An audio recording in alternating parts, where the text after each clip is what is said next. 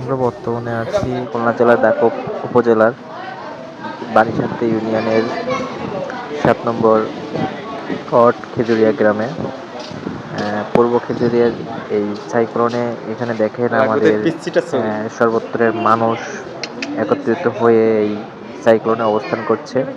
আমরা যে ঝড়টাকে মোকাবেলা করার জন্য সেই সকাল থেকেই বারিশান্তি ইউনিয়নের সুযোগ্য চেয়ারম্যান মহাশয় বাবু সুদেব কুমার রায় তিনি সেই সকালে বের হয়েছে, এখনও বাসায় ফেরেননি।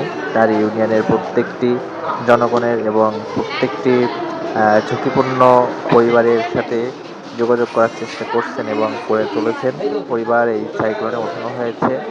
11টা সেন্টারে আমরা যথেষ্ট পরিমাণে নিরাপত্তা এবং খাদ্য সামগ্রীর ব্যবস্থা করা হয়েছে।